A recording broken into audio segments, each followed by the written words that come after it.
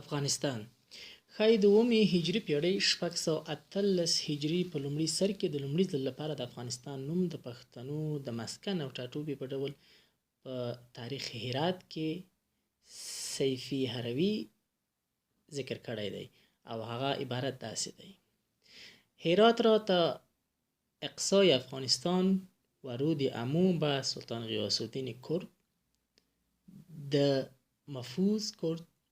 د دې نه پس عبدالرزاق په مطلع الصاعدین کې هم د افغانستان نوم ذکر کړی دی او د افغانستان نه مراد د پښتنو مسکن دی. په دې ډول بابر هم په 1504 میلادي کې د کابل د فتح کولو نه وروسته د کابل د حالاتو په لړ کې د پښتنو ژبه د افغاني په نامه او د کابل سویل ته د پښتنو علاقه د افغانستان په نامه یاده کړې ده. په دې ډول د زمانې په تیریدو سره په 14مه هجري پېړۍ کې د افغانستان نوم نه یوازې د پښتنو د سیمې په نامه پاتې شو بلکې د ټول ملک یو شریک نوم وګرځېد او د بهرنیو هیوادو سره د معاهدو او نورو لیکنو په ترڅ کې د افغانستان نوم شهرت وموند او بیا وروسته د لارډ ډاک لینډ د هند ګورنر جنرال په خپل یو ځوابي لیک کې چې شاه شجاع سدوزي ته یې په 1254 هجري قمري یعنی 1838 میلادي کې لیکلی و. د افغانستان نوم د مملکت په ډول 2 ځایه ذکر کړی دی. په دې توګه په 14مې هجري پېړۍ کې د افغانستان د ټولو قبایلو لپاره که پښتانه وو که غیر پښتانه د افغان نوم ویل شروع شو او د دوی د اوسېدو سیمه د افغانستان په نامه مشهوره شوه. افغان دا څرګنده ده چې پښتانه ځانونو ته افغانان نه وایي او دا نوم د نورو لخوا ورباندې ایښودل شوی دی چې په لنډه توګه به ورته اشاره وکړو. په هند کې چې کوم پښتانه اوسېدل د مغولو لخوا د افغان په نامه مشهور او پیژندل شوي دي. د دغې کلمې په تاریخي جریان کې د اسلامي دورې په شروع کې لومړی عربي او ورپسې ایراني مورخینو استعمال کړې ده او بیا د ایرانیانو او هندیانو لخوا دا نوم د ټولو پښتنو لپاره رواج موندلی دی. د افغان نوم د اوغان کلمې معرب دی چې په اسلامي دوره کې د مورخینو لخوا لکه نصر محمد عبدالجبار عتبي په تاریخ یمني کې په روښانه توګه دا لیکلي دي چې په افغان کې د افغان تعرب دی. په اسلامي مورخینو کې ابوریحان البیرونی، فردوسی، توسی، ابوالفضل بیهقي، منهاج السراج او داسې نورو مورخینو د افغان نوم په خپلو اثارو کې بیا د پښتنو لپاره استعمال کړی دی. سره د دې چې په 8مه هجري پېړۍ کې داسې مورخین هم وو چې هم هغه پخوانی لفظ افغان استعمال کړی دی. ولی بیا هم یو انګریز ختیځپوه بیلیو داسې خیال لري چې د افغان نوم اغوان او یو زوړ او خورا پخوانی لفظ دی چې د ایرانی ریښې سره تعلق لري. د ده په فکر دا نوم وروسته اوغان او افغان شوی دی. د انډیکا مترجم مستر ګرینډل هم د خپلو څېړنو په ترڅ کې دا لفظ افغان د سانسکریت ژبې د یو لفظ وران شوی شکل ګڼي. د افغان د نوم په برخه کې ډیرو قاموسونو هم یو څه ناڅه یادونې کړي دي. په تیره بیا قاموس اعلام لیکوال ښاغلی شمس الدین سامي داسې یو نظر څرګند کړی دی: افغان یو ډیر پخوانی قوم دی چې په پښتو ژبه باندې خبرې کوي او دا ژبه د آریایي ژبو په ډله کې شامله ده او د سانسکریت او فارسي ژبو سره ډیر نږدېوالی لري. د افغان نوم د دې خلکو دپاره ایرانیانو ایښی او بیا یې شهرت موندلی. دا نوم نوی نه دی، خورا پخوانی دی. د مورخینو پلار هیروډوټس چې په کوم وخت کې د هندوکش د هستوګنې یادونه کړې، هلته یې د سکای لاکس په قول د افغان نوم په یو څه تحریف سره ذکر کړی دی او د نامه څخه یې یو څه یادونه کړې ده. د هندوانو په مذهبي کتابونو کې اسواکان، اسواغان د مملکت سواران په معنا راغلی دی. دغه شان د سنسکریت په پخوانیو لغاتو کې افغان لفظ د پښتنو دپاره استعمال شوی دی او بیا د زمانې په تېرېدو په افغان تبدیل شوی دی. په ارمني ژبه کې د افغان یا اغوان کلمه د هغو خلکو لپاره استعمالیږي کوم چې په غرونو کې اوسیږي.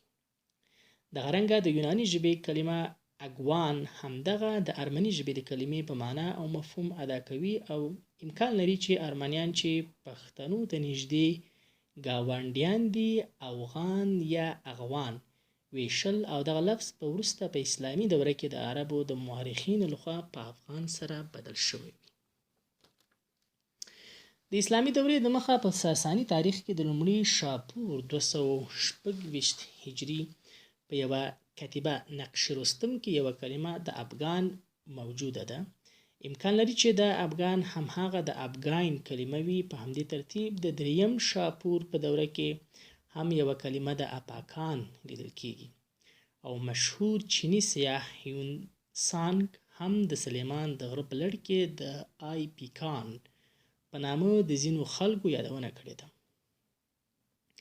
دا ټول لفظونه او کلمې لکه اسواغان، افغان، افغان، اپاګان او ای پی کان د افغان د کلمې سره نږدې اړخ لګوي او کېدای شي چې د دې کلمو ریښه هم هغه د ارمني ژبې لفظ افغان وي او د دې نه دا اټکل کېږي چې د لومړي شاپور په منصبدارانو کې به په دې لفظ افغان، افغان، افغان موسوم ځینې خلک موجود وو او دا نوم به دوی ته د خپلې سیمې په وجه ایښودل شوی وي.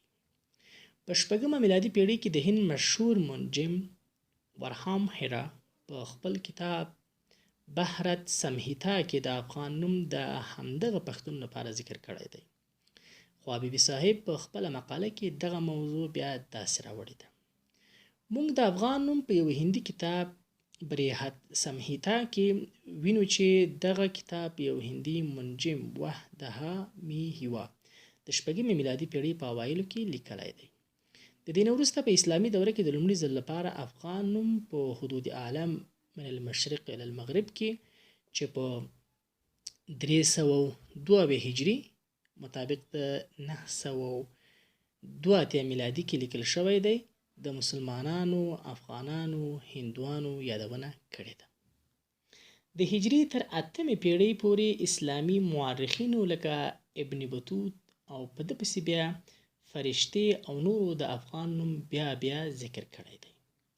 په 10مه پیړۍ کې دا نوم دومره عام شوی و چې البیروني هم د اباسین نه تر کابل پورې په ټوله غریزه سیمه کې د پښتنو قبایلو ذکر د افغان په نامه کړی دی او دا خلک یې سرکش، سرتیري او سرزوري او په نورو لفظونو یاد کړي دي. همدارنګه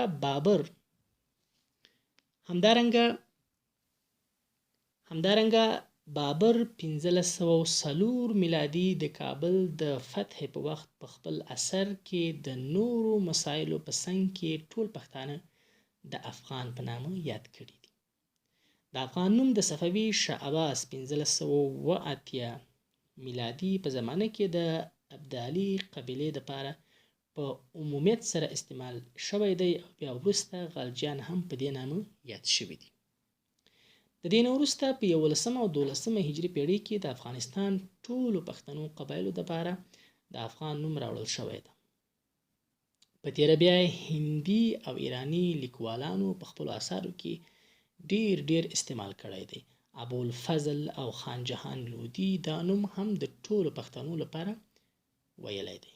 د پوهانو نظریې افغان، اپاګان، اوه، ګانا، اوبګین په باب هر څه چې وي خو زیاتره مورخین په دې ټکي یوه خوله دي چې دغه کلمه د سلیمان د سیمې د افغان د خلکو په مفهوم په وروستیو هندي، چیني، عربي او فارسي منابعو کې په کراتو سره راغلی او بې کوم شک د افغان له کلمې سره پوره سر خوري.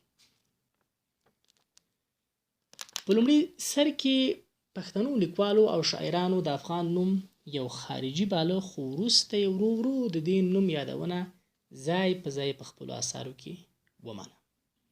په دې سلسله کې ښایي خان جهان لودي 1430 میلادي مړ لومړی لیکوال وي. د ده نه وروسته د کلاسیکې دورې د پښتو د ادب پلار او د ادبي قافلې سالار خوشحال خان خټک 1022 څخه تر 1100 هجري دا نوم په کراتو په خپلو اشعارو کې اړولی راړولی دی. خوشحال خان وایي د افغان په ننګ مې وتړله توره ننګیالۍ، د زمانې خوشحال خټک یم لنګر کوټ مغولو ساز کړو، زه په ننګ بیا د افغان شوم، که یوسف و که مندړ و زه د دواړو نګهبان شوم. درانی احمدشاه بابا په خپل یو لیک چې د عثماني سلطنت دریم مصطفی 1150 څخه تر 1104 میلادي په نامه یې استولی و، په هغه کې د جلیل افغان قوم یادونه کړې ده. دغه نوم د خوشحال خان لمسو هم ځای ځای راوړی دی. کاظم خان شیدا وایي په هندي ادا یې وکړې په ما چارې، زه شیدا په زړه ساده د روح افغان یم. رحمان بابا وایي چې کشور د افغانانو معطر شي، د هر بیت مصره مې زلفې د خوبان کړي.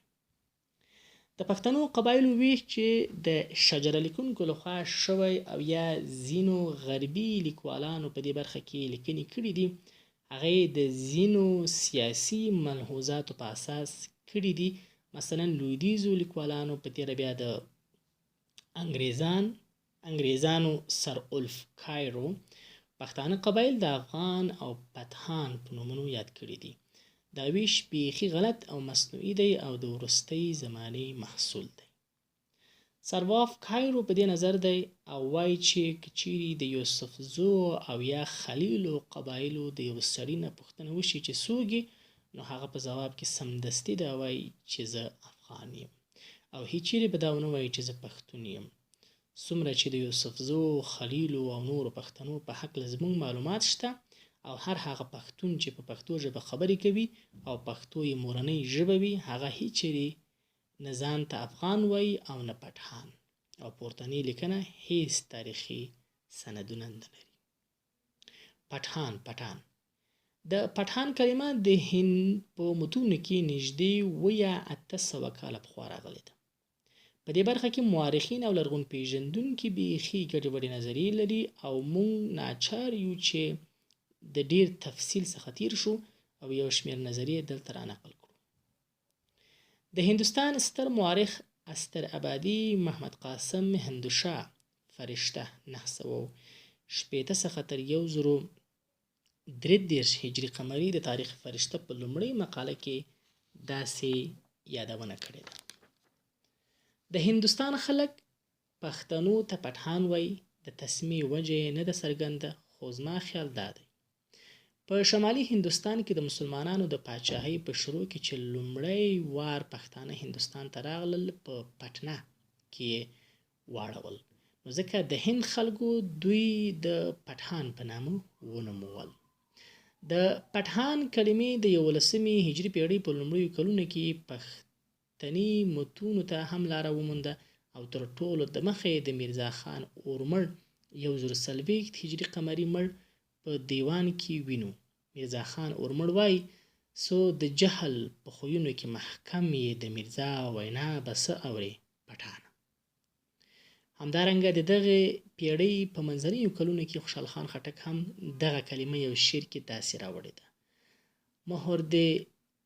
مهر دې لیدله لکه موی له مخه ورک شو، راشه ناترسې لور د ترک د پټانې. مهر دې لیدله لکه موی له مخه ورک شو، راشه ناترسې لور د ترک د پټانې. مولا عبدالباقي افغان طبیع الواجبات په 90 مخ کې داسې لیکلي دي: شرع وایي که ورور مړ شو، دا ورتې واکې خپل دی، پټان خان توره تر ملا کړه، د بابا روشي بل دی.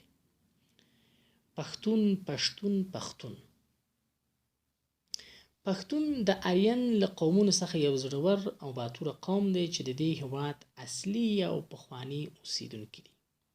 د پښتون قوم یادونه د لومړي ځل لپاره په ریګویدا کې د پکتها او پکهت په نامه شوې ده. د دې نه وروسته دا قوم د باختر د استوګنې په وجه په باختي مشهور شو او په اوستا کې د بختي په نوم ذکر دی. د بلخ ښار هم د دوی په نامه شهرت موندلی دی. وروسته بیا په هخامنشي دوره کې د 1500 قبل میلاد په شاوخوا کې د یونان مورخینو لخوا دا خلک د پکتویس، پکتوان او د دوی ملک د پکتیکا، پکتیکي او پکتین په نومونو یاد شوی دی. دغه ټول نومونه او لفظونه اوسنۍ پښتون او پکتیخا پښتونخوا سره مطابقت لري. په ختیځ پیژندونکو کې پروفیسر الاسن چې د باختري یونانیانو تاریخ یې لیکلی دی د لومړي ځل لپاره د هیروډوټس، پکتویس او د اوسنۍ زمانې پښتون نوم ترمنځ مطابقت روښانه او په ګوته کړ. تر دې وروسته نورو ختیځپوهانو لکه ټرومپ او ګریډسن دغه مطابقت ومنلو. د پښتو ادب پلار خوشحال خان خټک د پښتنو د نسل په برخه کې داسې وایي: پښتون په اصل سربڼی دی، یا غورښتی یا بیټنی دی. لودي غلجی دی د بیټنۍ له لوري، په سړبن پورې بیا کرلانی دی. د پښتو ادبیاتو ادبي دورې. د پښتو ادبیاتو ادبي دورې تر اوسه پورې د افغانانو او خارجي ختیځپوهانو لخوا په ګډه په ټاکلي او معیاري دورو نه دي ویشل شوي، او هر یو ادیب د خپل نظریې په اساس دغې مسئلې ته یو څه اشاره کړې ده چې موږ یې هم دلته په ثابت او منلي ډول نه بلکې د یو پورته کړي سوال په څیر یو څه یادونه کول غواړو، او هیله لرو چې په دې برخه کې هر یو ادیب او د قلم خاوند د مقالو له لارې دغه مهمه مسله په علمي، تاریخي او نورو شرایطو په رڼا کې وڅېړي او رامیدان ته یې کړي تر څو دغه موضوع زموږ په ادبیاتو کې ټاکلی دریځ غوره کړي. د پښتو ادبیاتو تاریخ په باب تر کومه ځایه پورې چې موږ سره د ځینو تاریخي، اجتماعي، اقتصادي او سیاسي اسنادو په رڼا کې او همدارنګه په خپله د ځینو ادبي اثارو د پیدا کېدو په وجه مرسته کوي، په لاندې ادبي دورو باندې ویشل کېږي. لومړی، خورا لرغونې دوره چې د هغې اوس هیڅ اثار په لاس کې نه لرو. دومه، پخوانۍ یا لرغونې دوره له 2 هجري پیړۍ څخه تر 900 هجري پیړۍ، 213 څخه تر 1494 عیسوي پورې را رسیږي. د سوریانو، غوریانو او لودیانو عصر دی. د دې دورې اثار هم په پراګنده ډول په لاس راغلي دي.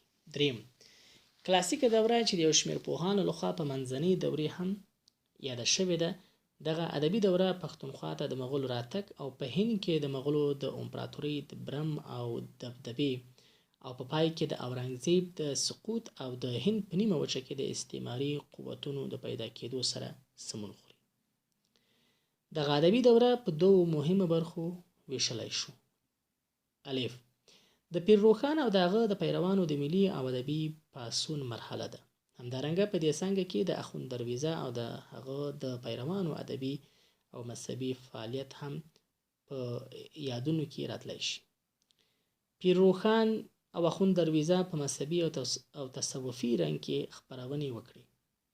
بیا روښان فلسفي، معقولې او ملي مسایلو ته لمن ووهله، او اخوند درویزه د سیاسي قدرت په ګټه خپل اثار په مذهبي رنګ کې مریدانو ته سترګکونه ووهل.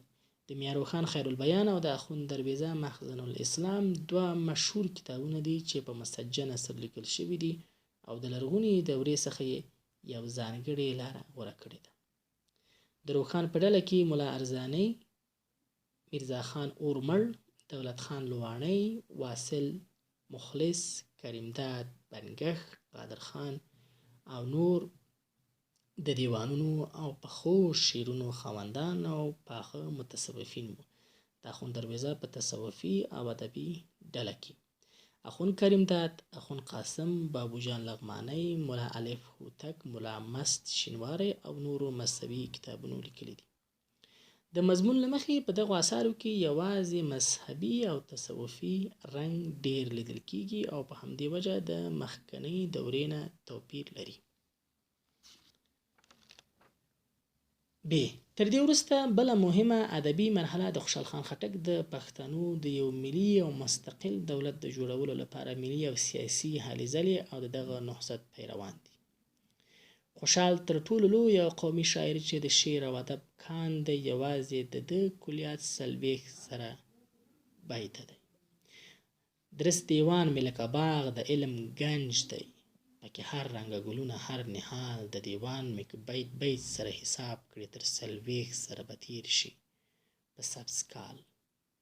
د دې دورې په اثارو کې د ټولنې د ژوندانه مختلف اړخونه لکه د فن خبرې، سیاست، ننګ، توره، بد، ښېګړه، وفا، علم، هنري افکار، د وطن مینه، انتقاد، زر او مال، دوستي، عشق، ازادي، بشردوستي او نور ژوندي مسایل لیدل کېږي چې د تېرې دورې څخه په ښکاره توپیر لري.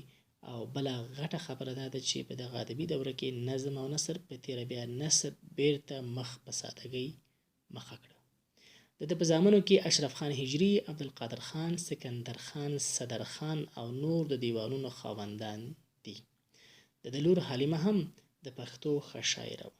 افضل خان د تاریخ مرصع لیکونکی، کاظم خان شیده، علی خان، ګنګار او نور شاعران او ادیبان رامنځته شوي دي او د دغې دورې بازار یې ښه تود ساتلی دی.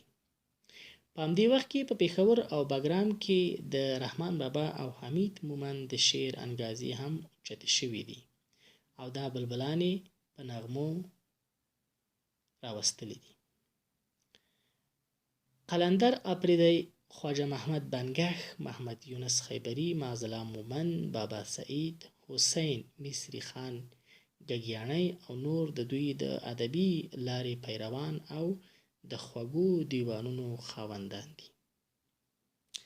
دغه ادبي مکتبونو ته یو معاصر شاعر عاصي اشنغري په لنډه توګه داسې ګوته نیولې ده: د خوشحال ننګ او غیرت به ځان سره کړو، د ایمل نه به د تورې وهل زده کړو، د رحمان په هدیره به دعا وکړو، د حمید بابا غزل به وظیفه کړو. لنډه دا چې په دغه ادبي دوره کې د شکل او مضمون له پلوه ډېر غټ بدلون راغلی دی. خوشحال وایي په تازه تازه مضمون د پښتو شعر په معنا مې د شیراز او د خجن کړ. څلورمه دوره د افغانستان د خپلواکۍ سره سمه شروع کېږي. دغه ادبي دوره هم څو مرحلې لري. الف: په دې ادبي دوره کې پښتو ادبیات بې اغیزې پاتې نه شول. په دې وخت کې د اروپا مدنیت صنعتي دوره شروع شوې وه او په هندوستان باندې د انګریزانو استعمار قوي شوی و. هند ته د نوي مدنیت او صنعت اثرونه هم را رسېدلي وو. په ټول هند کې د تګ راتګ لارې او د اورګاډي خطونه جوړ شول. نوی معارف او مکتبونه هم ډیر شوي وو. جراید او مطبوعات په انګریزي ژبه او هم د هند په ژبو خپرېدل. چاپخانې او کتابخانې او د خپرولو نور وسایل چټک شوي وو. انګریزان د داسې یو قوي مدني تشکیل سره د اباسین غاړو ته راورسېدل او د پښتونخوا یو مهم مرکز پېښور یې نیولی و او په 1809 میلادي کال په افغانستان هم حمله کړې وه. البته د دغه سیاسي سیلاب تاثیر د پښتو ادب او ثقافت باندې ضروري و، نو ځکه د پښتو نثر او نظم دواړه تر دغو اغیزو لاندې راغلي وو. په نثر کې رواني او د محاورې سره برابره لیکنه چې خوشحال خان یې اساس ایښی و ښه رواج شو او ځینې پښتو کتابونه هم په دغه ډول منځته راغلل. له بله خوا څخه د اروپا د مدنیت او صنعت غوره زنګونه په پښتونخوا باندې د ایران لخوا او د شمالي روسیې لخوا هم راغلي وو. تجارتي تګ راتګ او سیاسي روابط له روسیې او ایران سره موجود شوي وو. همدارنګه کله چې په 1914 میلادي کې عمومي جګړه پیل شوې وه، نو شرقي دولتونه هم په ویره کې شول او په ټولو ملتونو کې د ازادۍ مفکوره پیدا شوې وه. د دغې مفکورې د پرمخ بیولو لپاره په هند، ایران، مصر او ترکیې کې هم هغه پښتانه چې د افغانستان په شرقي خوا کې د انګریزانو د استعمار تر تاثیر لاندې شوي وو، په هغو کې هم د ازادۍ احساس وخوځېد او د پښتو ادب ته د ازادۍ خواهۍ او وطن دوستۍ قومي جذبه راوړله او په پښتو ادب کې د فکر له پلوه بدلون راغی او د پښتو په نظم او نثر کې د ترجمې حرکت هم پیدا شو. محمد مولا نعمان الدین احمد کاکاخیل د ابن بطوطه سفرنامه او قاضي عبدالقادر پیښوري عسکري نومونه او اصطلاحات له انګریزي څخه په پښتو وژباړل. غلام محمد پوپلزي د مولانا حالي اردو مد و جزر اسلامي په پښتو منظوم کړ او منشي احمد جان د افغانستان تاریخ له انګریزي څخه په پښتو راواړو. د ترجمې دغه حرکت و چې د ځان سره نوي فکرونه او د نوي مدني ژوند اساسونه راوړل. په دغه ډله کې ځینو لیکوالو هنري ادب ته هم مخه وکړه. په دغه ادبي دوره کې د غزل ځای د ژوند اساسي پرابلمونه ونیو او د سیاسي شعر لپاره زمینه برابره شو. ب د افغانستان د خپلواکۍ را په دې خوا یو بل ادبي دور دی. په دې دور کې د افغانستان د بشپړې خپلواکۍ نه وروسته پښتو ادبیاتو او شاعرانو خپلو داخلي پرابلمونو ته پاملرنه وکړه او نوي مسایل رامنځته شول. د ژبې او ادب په پراختیا کې چټک ګامونه پورته شول. په دې وخت کې د پښتو مرکې په نامه یوه ټولنه جوړه شوه. دغه مرکې د پښتو فارسي پښتو قاموسونه او ګرامرونه د پښتو پښویه په نامه ولیکل.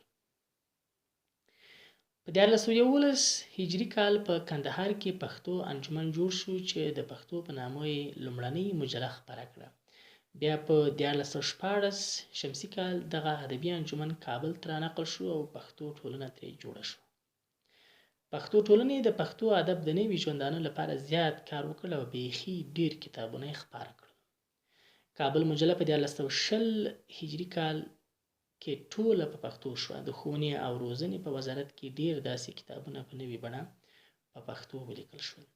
په 1423 شمسي کال د ادبیاتو پوهنځی جوړ شو او په 1430 شمسي کال د وږمې په نامه پښتو مجله میدان ته راووته.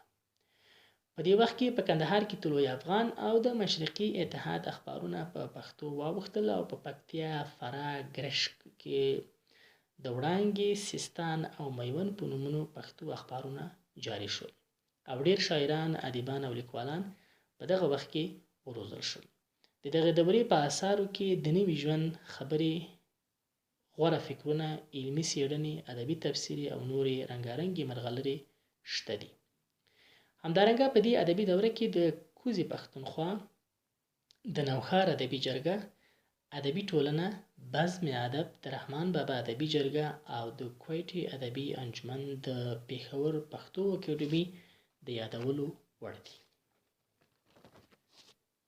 په زړه پورې خبره خو دا ده چې په دې دوره کې د پښتو فولکلوري ولسي ادبي پانګه راغونډه شوې ده. د دې دورې ستر خصوصیت چې د نورو دورو څخه په څرګنده توګه توپیر کیږي په لاندې توګه په ګوته کیږي. لومړی، د پښتو ادبیاتو په دې ادبي دوره کې د نثر او نظم لمن د معنا له مخې ډیر پراخه شوې او هر ډول مضامین پکې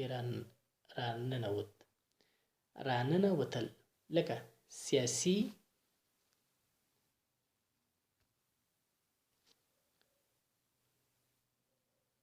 د پښتو ادبیاتو په دې ادبي دور کې د نثر او نظم لمن د معنا له مخې ډیره پراخه شوه او هر ډول مضامین پکې راننوتل، لکه سیاسي، اجتماعي، فلسفي، اقتصادي، فیزیکي، کیمیاوي، ریاضیکي او نور یادولی شو. دوم، په پښتو نثر کې ډرامې، ناولونه، رومانونه، کیسې او داستانونه د دې دورې سوغاتونه دي. دریم، په دې دوره کې پښتو تعلیمي او سیاسي اهمیت وموند او د زده کوونکو او زده کړې تعلیمي ژبه شوه. دغه شان یې په اخبارونو او راډیو کې په نظم او نثر دواړو برخو کې ځان څرګند کړ.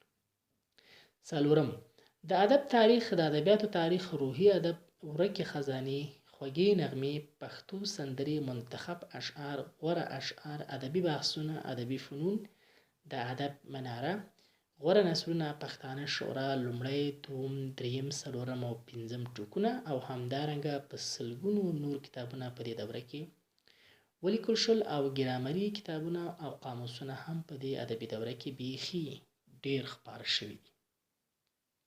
پنځم، په دې دوره کې له خارجي ژبو څخه زیاتې ترجمې وشوي او علمي اثرونه پښتو ته راننوتل.